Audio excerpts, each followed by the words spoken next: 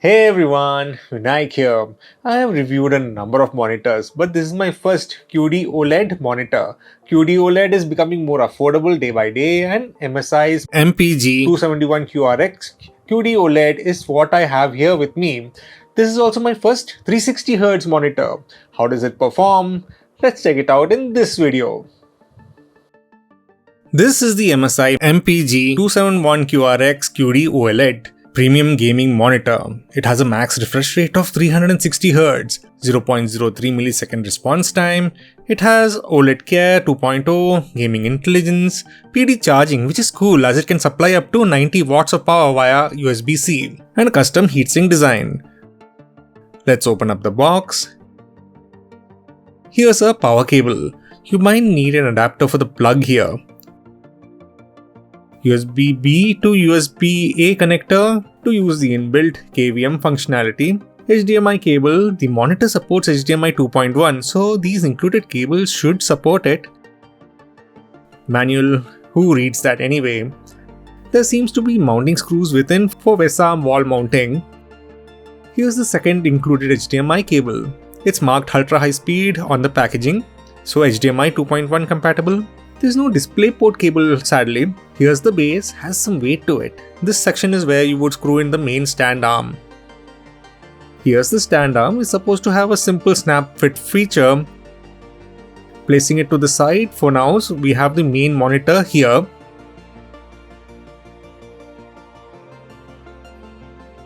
Here's how the stand arm fits onto the monitor, align and snap. The button here allows you to remove the arm easily too. Screw the base in.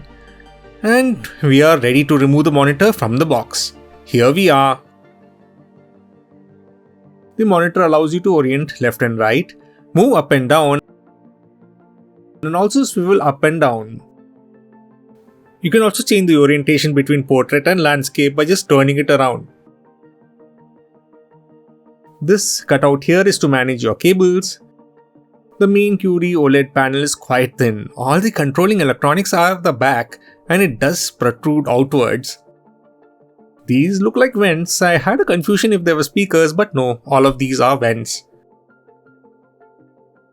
MSI logo, which has the RGB lighting. Joystick control can be found at the rear. It's easy to access and we have a power button and a macro button available next to it. Power port can be found here and these are the input-output ports. First is the headphone jack. HDMI 1, HDMI 2, both are HDMI 2.1 ready. DisplayPort 1.4 and USB-C port, all of these support 360Hz. USB-B for the KVM functionality and it also has two USB-A 2.0 ports which can be found here. USB-A 2.0 is slow but it's good enough for mice and keyboards. We have the MSI logo in front. The screen has anti-glare and anti-reflective coatings.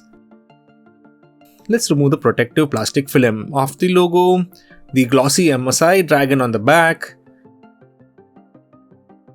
Kensington lock can be found here. I love the brushed aluminium look at the back. Let's get the plastic film off the arm too. Gaming series is written here. Powering on the monitor, the MSI logo on the back lights up. It does add a nice flair to the all black body color, but I would have liked the dragon logo to also light up. It's connected and it shows up for as 1440p but at 59.95Hz. Click on the refresh rate and we have the option to set it to 360Hz, so we'll do just that. Your device's output should also support HDMI 2.1 to get 360Hz on this monitor, or it might be limited to only 240 or even 140.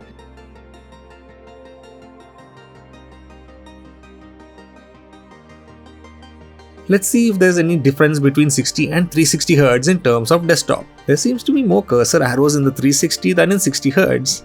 But a better test would be gaming. I have Valorant running and we have the option to set 2560 by 1440 at 360Hz. Nice. I don't think that the camera would be able to show the higher frame rate, but the playback is quite smooth. Notice we are running at approx 440 FPS, which is higher than the 360Hz refresh rate. But this is in the selection screen, so let's get into a match. Moving the cursor around, the smoothness is visible. We are at 230 to 250 FPS. Turning on VSync locks the FPS to 60, so it's better to use without VSync.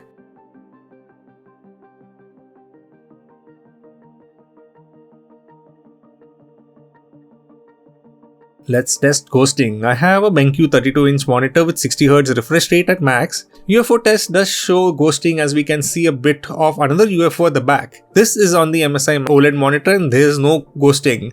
This is how the higher frame rates and refresh rate allow for a clearer picture. The panel is a 3rd generation QD-OLED and it has an anti-reflective coating, which is important in bright environments.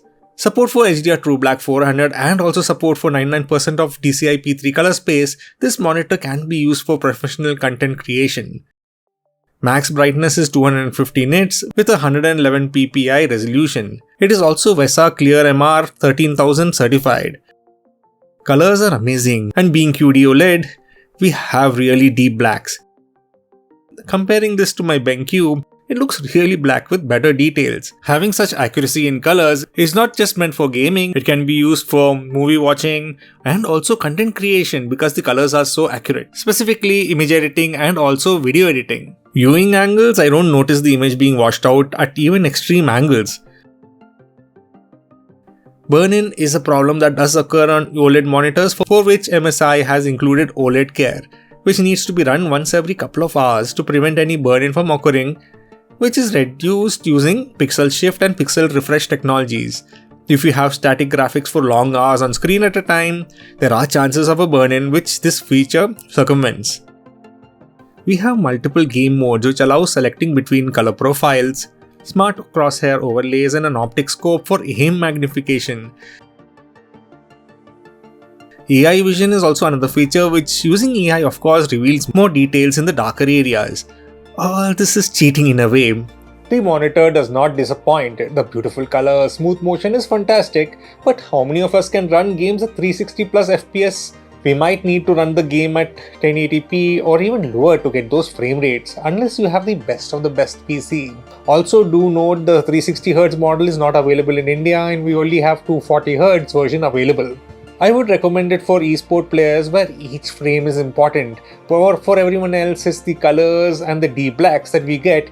QD-OLED has always been a benchmark on how colors should look. Brightness does take a hit at 250 nits, but for in-house use, that's not a problem at all. And my Lenovo Legion 5 comes with a 165Hz display.